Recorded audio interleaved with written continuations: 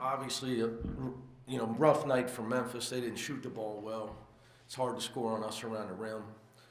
Couple things. I thought Jaron Cumberland was great. Is highly efficient. Second leading rebounder, leading scorer, 4 assists, 2 steals. Early on, his passing was excellent. Then it loosened him up when Trevor Moore made some shots and Jaron took the game over scoring. I thought, we looked rusty on offense early with Gary and Kyle missing some shots that our fans are used to them never missing. But Trevor Moore got the lid off the rim for us once that happened. Our offense got to flowing, but we were passing the ball well the entire game.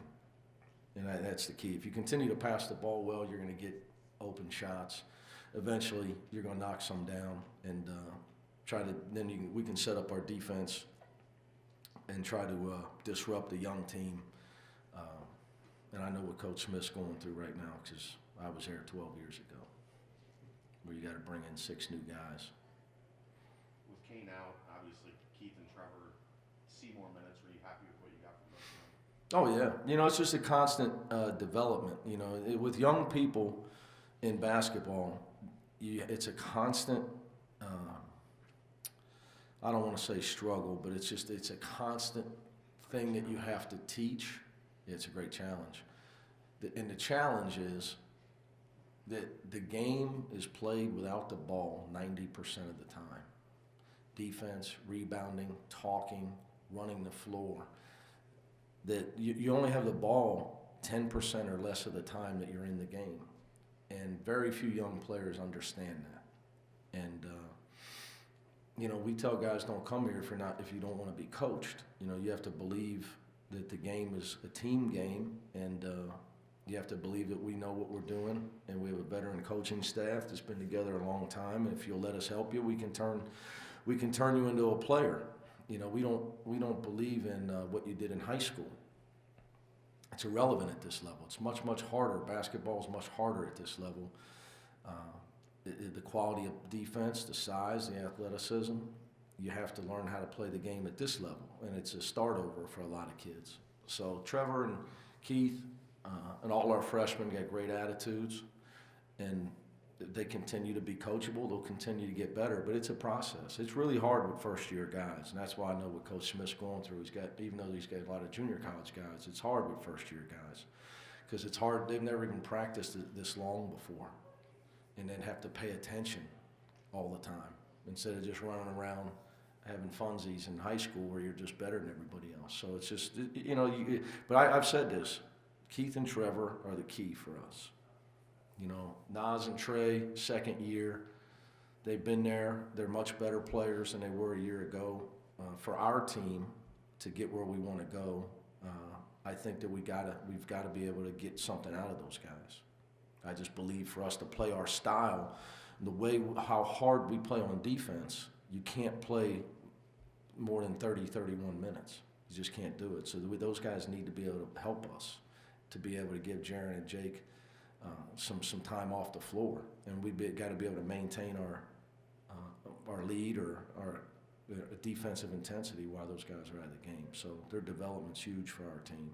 Do you have any idea how long Cronin's going to be out? No. If I did, I wouldn't be coaching.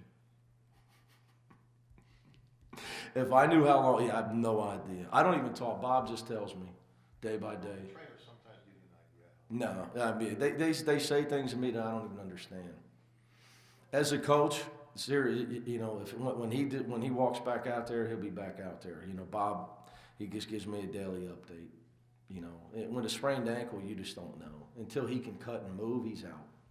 Every day he's going to go out there and try it. And I'm probably going to hold him 2 extra days, to be honest with you. After Bob, after he maybe tries to talk me into playing, I might hold him still. So it's just a long year. We got plenty of guys, and I'm not going to rush him back out there until I know he's 100%. We don't need him out there on one ankle. But I just don't. Bob tried to explain something to me today. He's too technical for me. He's too good of a trainer. He says things. I said, "Is he playing or not?" That's it's all. Is he playing or not? No, not playing. Okay. Talk Wednesday or Tuesday when we reconvene. When did he do it? Oh man. Approximately Thursday. I don't know. Well, I don't even know what day it is. Sunday. A couple days ago. Best guess. I really don't know the answer. It was a couple days ago. I don't know if it's 2 or 3 days ago. Thursday? Thursday. Did you have any flashbacks to that Memphis game 12 years ago while that was going on? I try not to, but thanks for reminding me. Really appreciate that. You brought it up. Really appreciate that. Yeah, and I said I thought we played well early, and you had said it was 22-2. That's when we really bonded, Bill. We really bonded there. I had flashbacks. I just wondered. Rick Pitino was pictured recently with a Bearcats shirt on. Wonder who sent him that.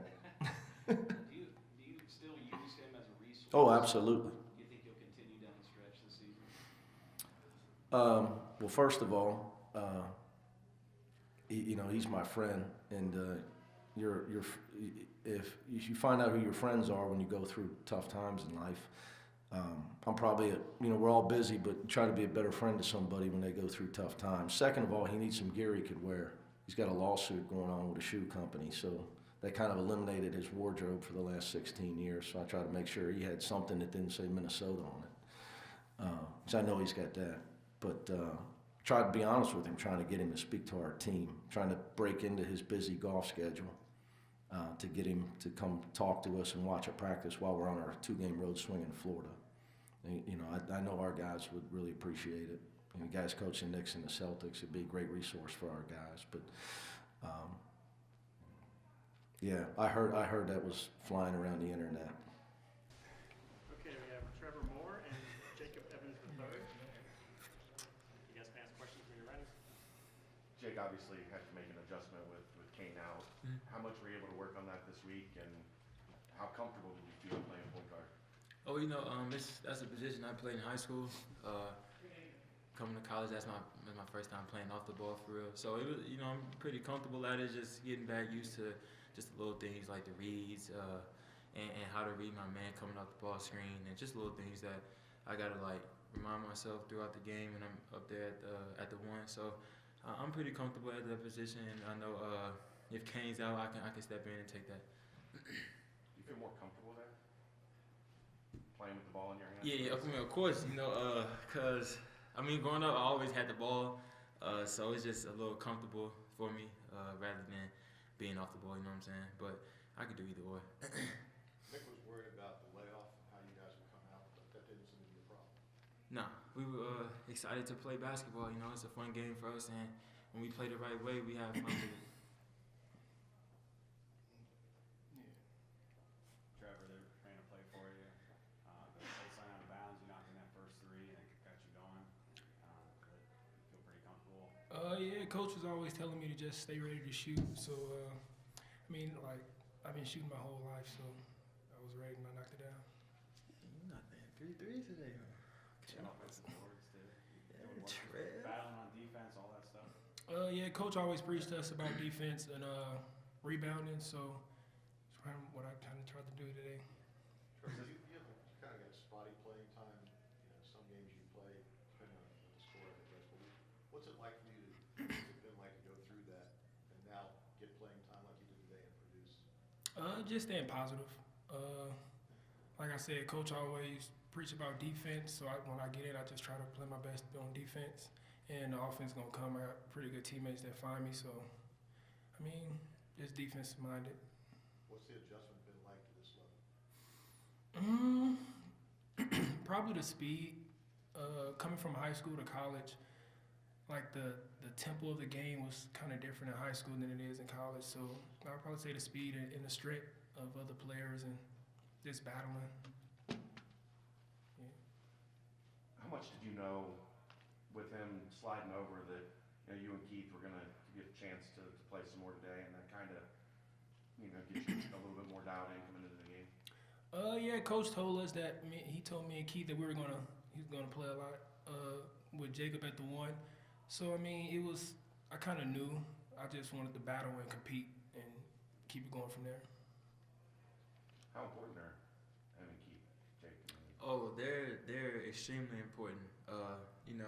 Them coming off the bench with Trey or Kane or Justin, whoever comes off, that's another solid group. And also with Nas, like that can help rest our starting five. And down the stretch, playing a lot of minutes, like that's tough on your starters.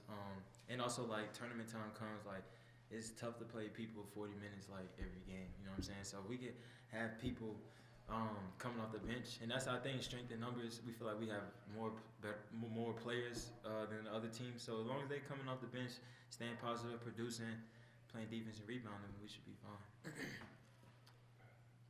Anything else? All right, thanks, guys. All right, appreciate it.